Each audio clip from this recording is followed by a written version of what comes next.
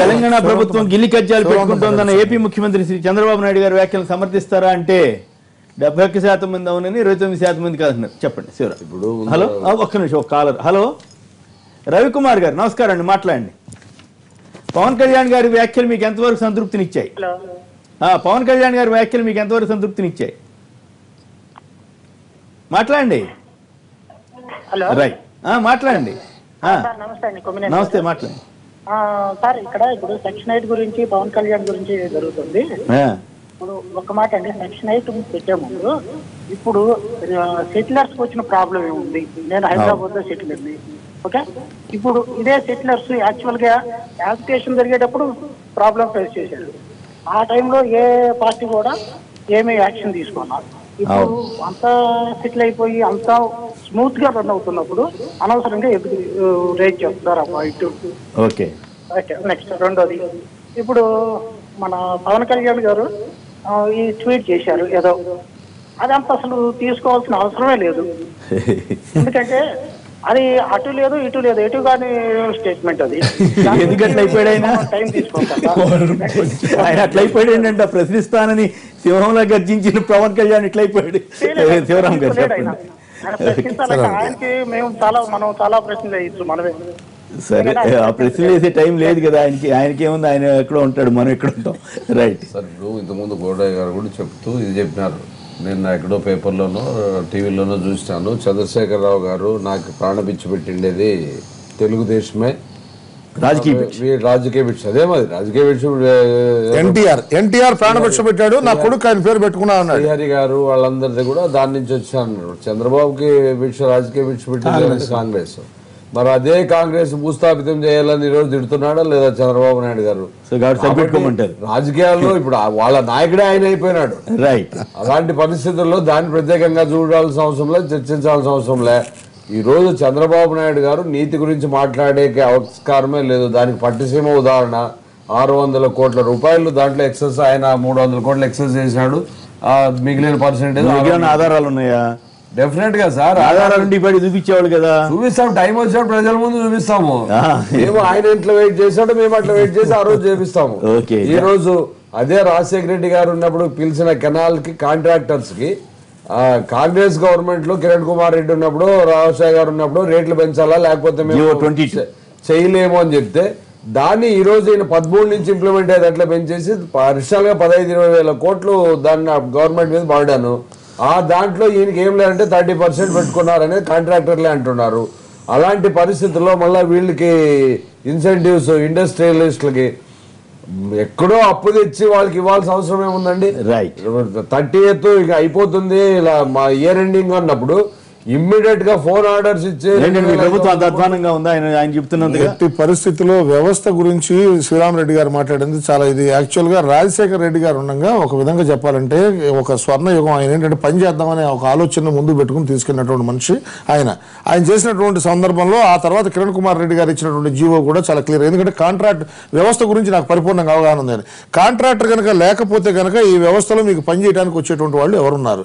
Number 1. రెండోది ఏంటంటే కాంట్రాక్టర్కి జరుగుతున్నటువంటి అన్యాయాలు అంటే ఏంటంటే మీకు మాత్రం కందిపప్పు ఒక 2 సంవత్సరాల క్రితమేమో కాంట్రాక్టర్, నేను ఐఎమ్ బిల్డర్ అండి, number 1 builder. I know about it. I'm Andhra Pradesh contractors association. ఆశ్చర్యంగా బీజేపీ వైఖరికి తెలుగుదేశం వైఖరికి భిన్నంగా రాజశేఖర రెడ్డి రాజశేఖర రెడ్డి కదండి, ఎవరు మంచి చేస్తే వాళ్ళ గురించి చెప్పాలి మీకు. ఇప్పుడు రాజశేఖర్ మంచి చేస్తే రాజశేఖర రెడ్డి బ్రహ్మాండ దోపిడీ జరిగిందని మీ ఇద్దరు కలిసి ప్రచారం చేశారు. ఏ విధంగా స్వర్ణయుగం, అదే చెప్తా, స్వర్ణయుగం ఏ విధంగా స్వర్ణయుగం అంటే మంచి పనులు చేపట్టారు. నిజంగా జలయజ్ఞం కనుక జరిగి అన్ని విధంగా ఉంటే దోచుకోకుండా ఉన్నట్టయితే జలయజ్ఞాన్ని మించింది లేదు. నేను ఆంధ్రప్రదేశ్ కాంట్రాక్టర్స్ అసోసియేషన్ అధ్యక్షుడిని, నాకు దాని గురించి అవగాహన ఉంది. నేను చాలా క్లియర్ గా చెప్పగలను. ఒకే ఒక విషయాన్ని క్లియర్ చెప్తున్నా, కాంట్రాక్టర్ వ్యవస్థ ఎప్పుడు దోచుకోవాలా? కాంట్రాక్టర్ ఎప్పుడు దోచుకో? కాంట్రాక్టర్ స్కేప్ అవుట్ అయ్యారు. ప్రతి కాంట్రాక్టర్ కి 500 కోట్లు 600 కోట్లు 1000 కోట్లు 1500 కోట్లు ప్రతి ఒక్కడికి బిల్లు, ఒక్కొక్కడికి బీపీలు పెరిగిపోయి ఒక్కొక్కడికి టెన్షన్లు అయిపోయి అందరూ బ్రెయిన్ హ్యామరేజ్ వచ్చే పొజిషన్ లో ఉంది.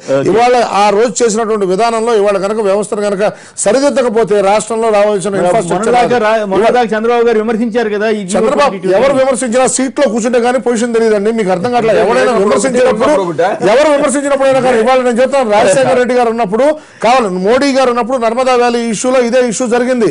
ఆయన కూడా ఎలాగే అనుకున్నారు, కాంట్రాక్టర్లు దోచుకుంటారని అనుకున్నారు. కూర్చున్న తర్వాత దానికి కావాల్సిన ఎస్కలేషన్ క్లాజెస్ పెట్టడం వల్ల నర్మదా వ్యాలీ ఇంపార్టెంట్ గా ముందుకెళ్ళింది. ఇలాంటి ఇష్యూస్ నేను చాలా క్లియర్ గా చెప్తున్నా. ఆంధ్రప్రదేశ్ లో కాంట్రాక్టర్స్ రక్షించకపోతే రాష్ట్రం మొత్తం ఎడారిగా మారే అవకాశం ఉంది. చాలా క్లియర్ గా ఉంది. మీరు దోచుకున్న దగ్గర దాని గురించి కుమార్ రెడ్డి గారు చేసిన తప్పు వచ్చింది. కుమార్ రెడ్డి పెంచుతాడంటే కిరణ్ కుమార్ రెడ్డి సమర్థిస్తున్నాం. కిరణ్ కుమార్ రెడ్డి రోసే గారు వాళ్ళు చేయలేకపోయారు, వాళ్ళు చేస్తున్నారంటే మేము ఎన్ని పరిస్థితుల్లో చంద్రబాబు నాయుడు సపోర్ట్ చేయట్లేదు. మీకు అర్థం కావట్లేదు. వ్యవస్థను బాగు చేయమని చెప్పి చంద్రబాబు నాయుడు సపోర్ట్ చేయట్లేదు. బీజేపీ సార్ చెప్తాను, వ్యవస్థలు అంటాను సార్. మోడీ ప్రభుత్వం వ్యవస్థలు వచ్చినాక ప్లానింగ్ కమిషన్ తొలగించింది సార్, కొలీజియం సిస్టమ్ చెప్పేదండి. అయితే ఈ ప్రభుత్వం వచ్చిన తర్వాత ఇటు రైతులు కార్మికుల విషయాన్ని తీసుకుంటే భూమి సేకరణ చేసి అదాని అంబానీలకి ఇవ్వడం కోసం కొత్త చట్టం తెచ్చారు. 2013లో కాంగ్రెస్ ప్రభుత్వం చేసిన చట్టాన్ని చప్పట్లు కొట్టి ఒప్పుకున్నారు. ఆ రోజు ఈ వెంకయ్యనాయుడు గారు ఉన్నారు, వీళ్ళందరూ బీజేపీ వాళ్ళు సపోర్ట్ కొట్టిరు, యునానిమస్ గా గెలిచిండ్రు. ఇప్పుడు ఏం మార్పు వచ్చింది?